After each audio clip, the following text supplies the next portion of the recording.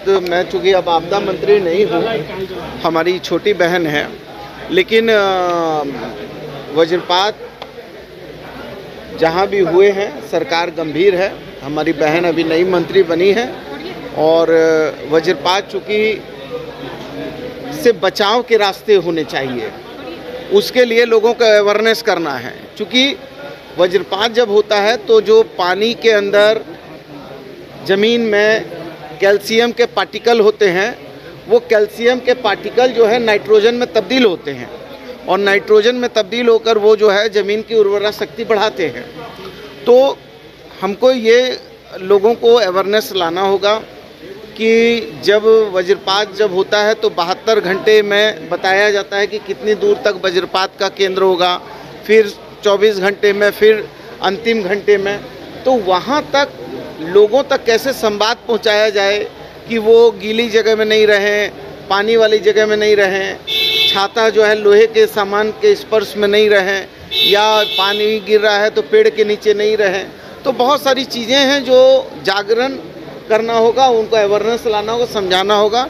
लेकिन मुझे दुख है कि कई लोग काल के गाल में समाये हैं, लेकिन सरकार जो उसको जल्द से जल्द राहत देना है उसके लिए सरकार वचनबद्ध है। सर, सदन स्थगित होने के बाद भी बीजेपी के विधायक जो है वो बेल में बैठे हुए हैं, अभी भी बैठे हैं, नई परंपरा शुरू कर रहे हैं। देखिए, ये लोकतंत्र का पवित्र मंदिर है और इस लोकतंत्र के पवित्र मंदिर में जनता बहुत आशा विश्वास के साथ अपने प्रतिनिधि को चुनती है, बहुत आशा विश्वास के साथ अपने प्रतिनिधि को चुनती है, इस आशा के साथ कि उसके हक अधिकार के लिए उसका प्रतिनिधि जाकर सदन में बात उठाएगा और उसकी समस्याओं का समाधान होगा।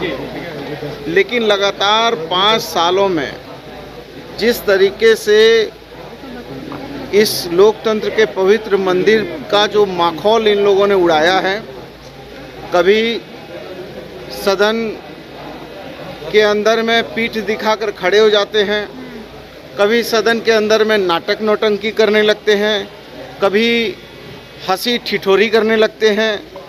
तो सदन की जो गरिमा है उस गरिमा को इन लोगों ने तार तार करने का काम किया है। चूँकि मुद्दा भी जो है इनके पास है नहीं, इनके पास ठोस कारण है नहीं।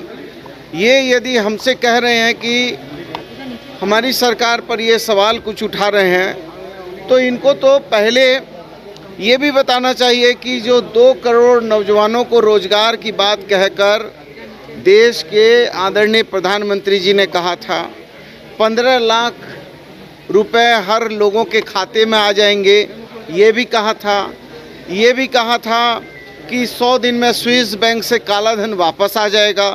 ये भी कहा था कि नोटबंदी में हम जो है काला बाजारी, भ्रष्टाचारी, आतंकवादी, उग्रवादी सब बंद हो जाएंगे, तो ब्लैक मनी वाइट मनी हो जाएगी। तो बहुत सारे नारे थे, वादे थे, महंगाई से लेकर, तो वो सारी चीज़ों में तो भारत सरकार फेल हो गई। जो इनके इशू थे वो नॉन इशू में तब्दील हो गए, जो इशू तो समाप्त हो गए, नॉन इशू इनके हावी हो गए।